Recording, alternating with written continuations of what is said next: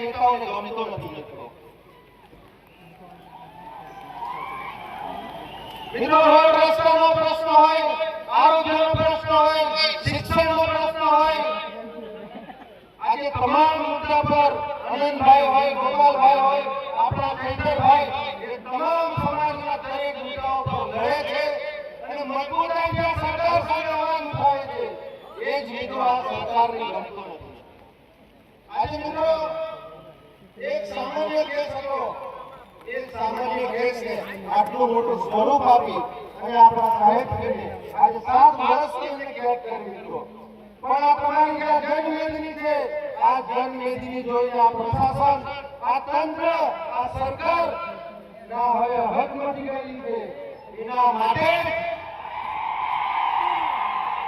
માટે આજે એક 17 દિવસનું બાળક જે છેલ્લા 10 દિવસથી આજે જેલમાં હતું, એ જેલની જે અંધારી કોટડીમાં છે, એને આ તમારી જે આ એકતા જે આજે ભેગી થઈ એના લીધે આજે એમને જામીન આપવા પડ્યા મિત્રો. આ આપણા બધાની તાકાત છે. આવી જ એકતા રાખશું તો આવનારા દિવસોમાં આ સરકારોને પણ આપણે ઉપર પાછળ કરી રાખશું મિત્રો. વધુમાં કહેતા આપણે આપણા આગેવાનશ્રીઓને પણ સાંભળવાના છે. એ મંચ પર ઘણા બધા આગેવાનશ્રીઓ અહીંયા પધાર્યા છે, તો આપણે પણ એમને સાંભળવાના છે.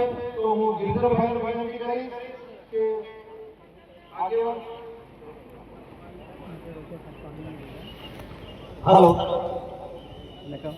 આજની સભામાં ગુજરાતના ચારે ખૂણાઓથી, મધ્યપ્રદેશ હોય, રાજસ્થાન હોય કે પછી ગુજરાત, મહારાષ્ટ્ર હોય, ત્યાંથી ચારે બાજુ દિશાઓની અંદરથી ચૈતરભાઈ વસાવાને સમર્થન આપવા માટે ઉપસ્થિત રહેલા તમામ મહાનુભાવોના હું નામ અનાઉન્સમેન્ટ કરું છું.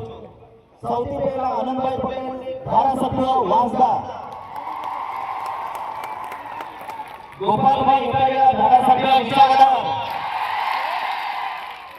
ઈસુદાનભાઈ ગઢવી, મનોજભાઈ સોરઠિયા, વિનય રતન, રાષ્ટ્રીય અધ્યક્ષ ભીમ આર્મી, સુહાસ દાદા નાઈક, જિલ્લા પંચાયત ઉપપ્રમુખ નંદકુમાર, અજય ગાય, આદિવાસી ટાઈગર સેના મહારાષ્ટ્ર, લકીભાઈ જાદવ, દિલીપભાઈ ગામિત, આદિવાસી એકતા પરિષદ,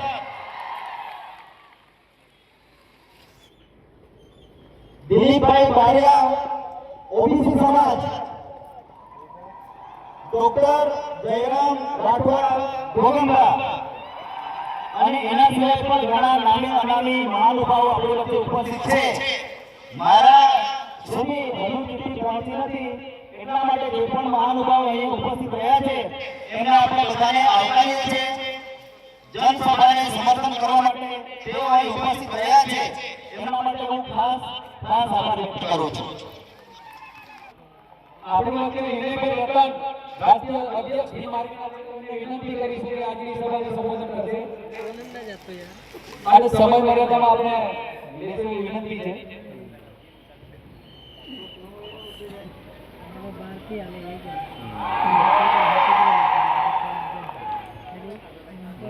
सबसे पहले एक जय जोहार का नारा होना चाहिए जो गुजरात के मुख्यमंत्री के कान तक पहुंच रहा है, उन लोगों के कान तक पहुंच रहा है कि जल जंगल जमीन की रक्षा करने वाले लोगों को जो कुछ सजा दे रहे हो, उनको ये पता लग जाए कि हम हैं तो देश है। वो नारा इतना गुंजायमान होना चाहिए कि वैज्ञानिक का ये कहती है कि जब आप लोग बोलते हैं तो प्रकृति में वो कभी ना कभी सुना जा सकता है। तो नारा इतना तेज हो कि जब कोई ऐसी मशीन बने कि प्रकृति में आपने आवाज को सुना जाए तो यहाँ के मूल निवासी आदिवासी निवासी को सुना जाएगा। जय जोहार, जय जोहार, जय जोहार। शुक्रिया। मेरा ये मानना है कि हमारे माननीय विधायक बसावा जी को जेल जो है वो पूरी प्लान तरीके से भेजा गया। सन 2006 में वन अधिकार कानून बने थे। सन 2008 में उनको नीचे लाया गया, लेकिन आज तक इस पूरे देश के अंदर कानूनों का पालन नहीं किया जा रहा। अगर आप उन कानूनों का पालन करते हैं तो फिर बसावा जैसे हमारे साथियों को जेल में भेज दी जाती। उनको ये बताओ, ये देश हमारा है, हम तुम्हारे बात के नौकर नहीं है कि तुम जब तुम उठाओगे जेल में डाल दोगे। उन्हें ये बताओ कि इस देश की जमीन के रक्षक हम हैं। अगर मैं उनसे सवाल पूछता है कि इस देश के आदिवासियों को शिक्षा क्यों नहीं दी जा रही है, अगर उनसे कोई सवाल पूछता है तो खनिज संपदा में आने वाला धन है तो आदिवासियों पर खर्च होना चाहिए, वो खर्च क्यों नहीं हो रहा है, तो उसको जेल में डालते हैं। गुजरात का एक आंकड़ा है, गुजरात में 30 अक्टूबर 2022 को मच्छू नदी में उनका पुल नीचे गिरा था, 135 लोग मरे। उन 135 लोगों के हत्यारों का जेल में डाला गया। मेरा सवाल गुजरात सरकार का है, गुजरात में पटेल आंदोलन हुआ, उसमें कितने बच्चे शहीद हुए, कितने लोगों के नाम होंगे, क्या जिन लोगों ने बच्चे को जेल में गए? नहीं गए।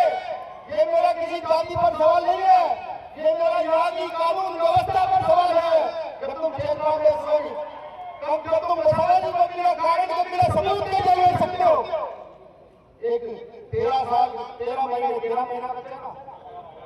18 दिन के बच्चे को जेल में सकते हो, तो तुम्हारी मानसिकता क्या है हम लोग जवाब में मैं समझ पा रहा हूँ। ये हमें भी सोचना होगा। राजकोट में बीएनओ कांड में इसमें 27 लोग मारे गए, आज भी वहाँ के लोगों को प्राइवेट जेलों से बाहर की गुजरात सरकार कर रही है। बहुत सारी घटनाएं हैं जिन लोगों के हेरानी और कांड में 14 लोग मारे गए थे, आज भी जो लोग मरे थे उनके हत्यारे बाहर घूम रहे हैं। इसका सीधा मतलब ये कि अगर आप अपने हक की बात करते हो, आप अपनी जमीन की बात करते हो और उनके सामने नहीं झुकते, तो हमारे नेता, हमारे विधायक वैश्वी जैसे विधायकों को जेल में डाल दिया जाता। उनका ये भी बताओ, ये देश तुम्हारे बाप की प्रॉपर्टी नहीं है, तुम हमें जेल में डालोगे तो आर्टिकल 226 का प्रयोग करके हाई कोर्ट जाएंगे, ये भी बता दो, क्या बोलने का काम करेंगे। तीन लोगों ने सजा दी है, हालांकि मैं न्यायालय का पूरा सम्मान करता हूँ, लेकिन फिर भी आज न्यायालय कहीं ना कहीं भारतीय जनता पार्टी में आ गए। मैं तो ये भी बताऊँ कि डॉक्टर बाबा साहब अम्बेडकर ने उसी संविधान में एक आर्टिकल और आर्टिकल 32 ये संविधान की बात में कहा गया है। अगर तुम नहीं मानोगे तो तुम्हारी पूरी जान को लेकर सुप्रीम कोर्ट में जाने का काम करेंगे, उनके काम होगा। मैं भीम आर्मी की तरफ से वादा करता हूँ कि भाई लगा के समय कम है कि राय विवाद के दिन की तकलीफ दिवाली को सबसे पहले भीम आर्मी को दिखाने के लिए आप यात्रा करेंगे। मैं ये भी कहता हूँ कि अगर सरकार अपनी नीतियों से बाज में आई तो हम जंगल जमीन से अपने जानवर को निकल के मुख्यमंत्री आवास को काम देने का काम करेंगे। और ये भी समझे सरकार कि जिन हमारे साथियों को जेल में बंद किया गया उनको सिर से सिर छोड़ने का काम करे, क्योंकि तुम्हारे दबाव में जेल में डाला गया, कोई गलती नहीं तो कोई जिला मिला। अब आप मुझे बताइए कि अगर आपके घर कोई आएगा तो क्या आप उसका लाठी डंडे से स्वागत करोगे? हाँ, आपने बात जरूर कही होगी, अपने हक अधिकार की बात जरूर कही होगी, वो कपास की खेती उजाड़ी गई है उसकी बात आपने जरूर कही होगी।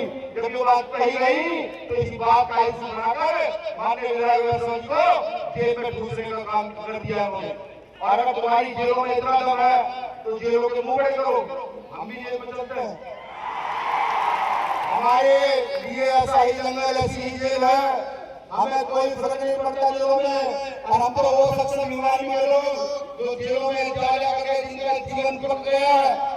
हमारे नेता चित्रकाराज बड़े लंबे समय जेल में रहे, हम बड़े लंबे समय जेल में रहे, और गुजरात के जेलों का मुंह भरना पड़ा तो बीमारी के लोग उसके लिए तैयार।